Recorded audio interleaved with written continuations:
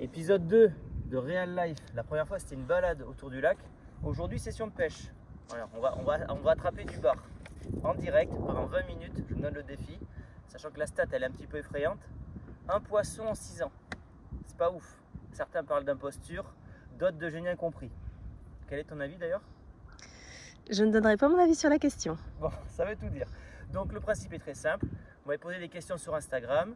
J'en ai sélectionné 10. Madame va me les poser et moi je vais répondre pendant que je pêche puisque je ne peux pas pêcher et évidemment tenir la caméra. Donc première question, le temps que je lance ma canne. Première question. Si tu devais te séparer d'un joueur et le remplacer, par qui le ferais-tu? Changer un joueur et le remplacer. Bon déjà il faudrait changer beaucoup de joueurs dans cette équipe là. On est une équipe d'imposteurs. Je vais répondre avec un joueur par ligne. Bon, Courtois, je ne le change pas. Courtois, c'est le gardien. Je le garde. En défense, je vire les blessés. Donc, soit Alaba, soit Rudiger.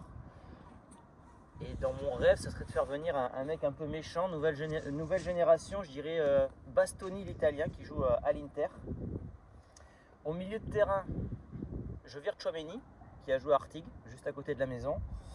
Voilà. Je n'ai rien contre lui, mais bon voilà, je trouve qu'il n'a pas le caractère pour jouer au Real, niveau. Et je fais venir, si possible, dans un rêve, Vitinha. Mais bon, Vitinha c'est joueur du PSG. PSG, pour ta gouverne, Letty, en guerre avec le Real Madrid. Voilà, ils ne se supportent pas, donc il n'y aura pas de vente entre le PSG et le Real Madrid. Et enfin, au niveau de l'attaque, je vire Mbappé, qui a complètement déstabilisé cette équipe, qui est un très bon joueur, mais qui n'est pas un joueur d'équipe. Et je fais venir Erling Haaland. Maintenant voilà, là on est dans du rêve, on n'est pas dans de la logique et de la crédibilité. Seconde question. Vas-y. Selon toi, quelle est la recrue rêvée au mercato estival? Bon, ça va peut-être un petit peu rejoindre la première question. Je pense que s'il y a un gros mercato l'année prochaine, c'est que déjà le Real a fait une mauvaise saison et que la direction va devoir répondre avec une réponse politicienne, c'est-à-dire en faisant venir une belle recrue, ou que Vinicius, n'ait pas prolongé son contrat, et du coup, tu es obligé de le vendre.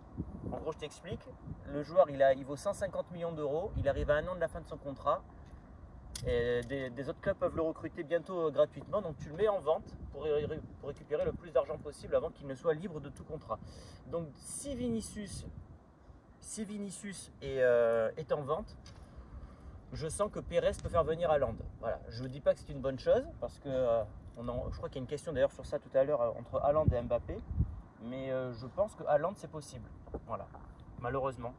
Même si moi j'aimerais qu'il vienne, mais ça n'aurait pas de sens. Vas-y, ensuite. Troisième question. D'après toi, doit-on changer la direction car certains diront qu'elle est catastrophique?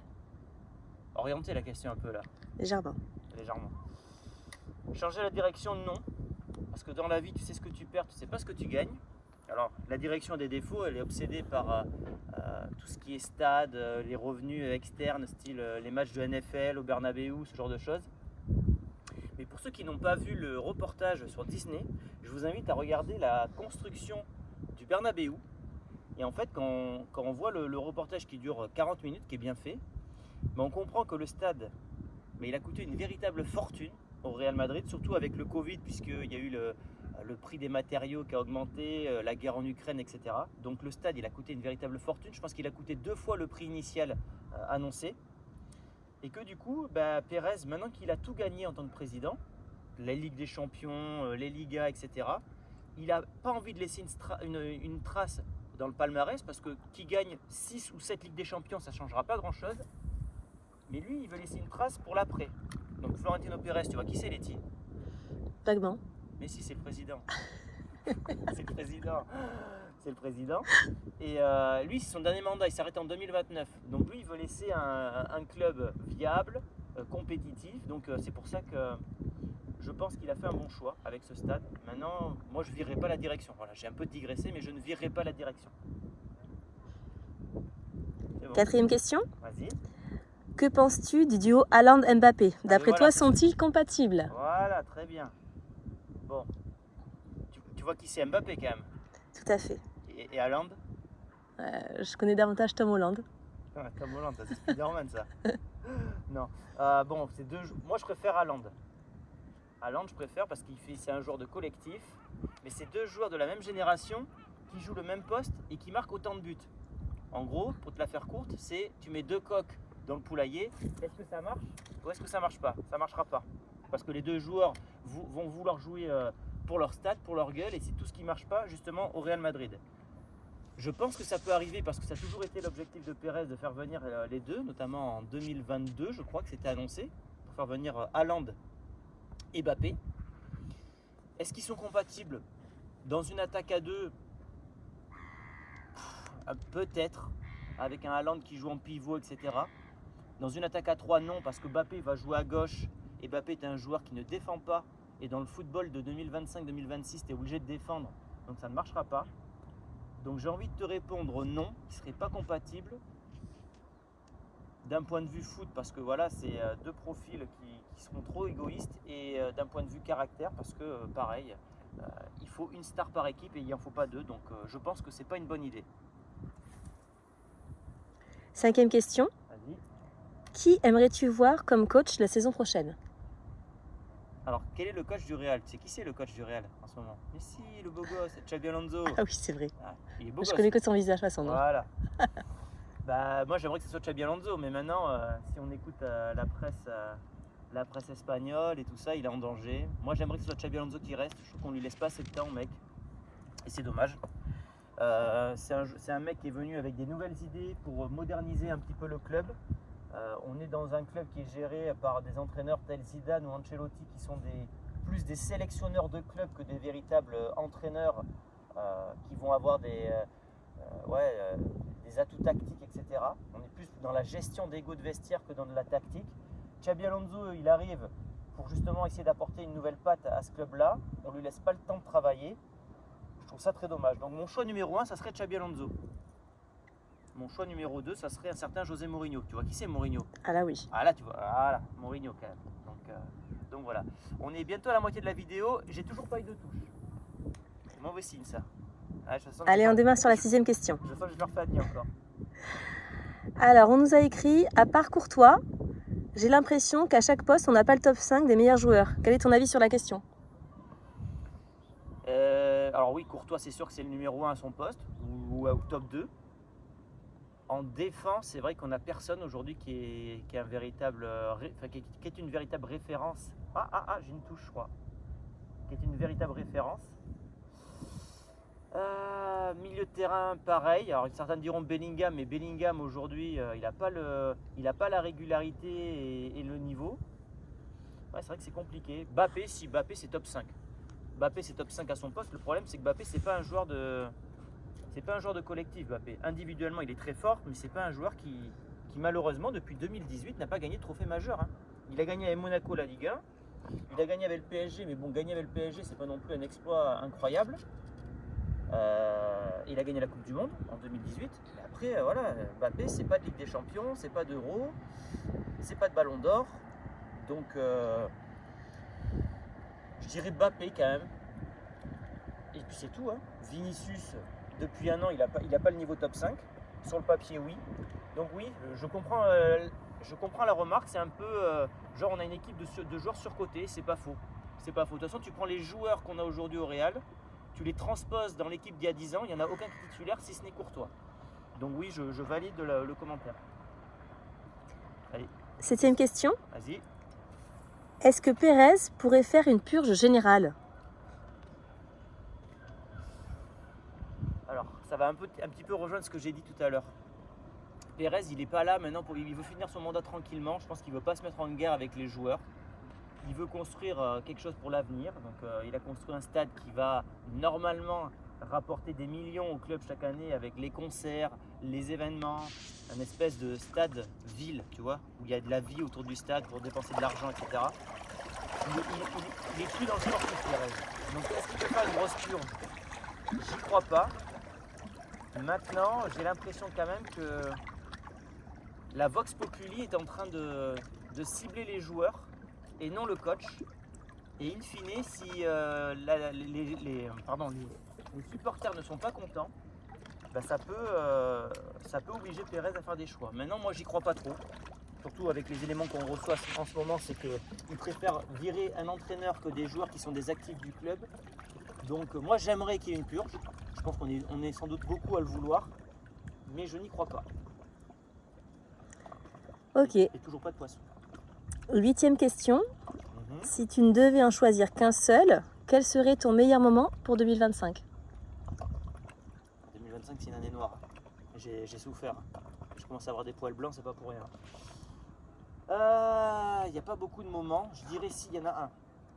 La hype avec l'arrivée de Xabi Alonso en juin, avec les nouveaux joueurs, le mondial des clubs. Là, on était heureux. Là, je faisais des stats en plus sur YouTube parce que les gens qui étaient fans du Real, ils étaient vraiment hypés. Donc, ouais, c'était un petit peu la sensation de renouveau, de changement d'air. Malheureusement, ça n'a pas duré longtemps puisque 3 mois après, l'entraîneur était menacé. Mais ce moment-là de l'année était cool parce que on était tous hypés, on était tous enthousiastes, on était tous optimistes.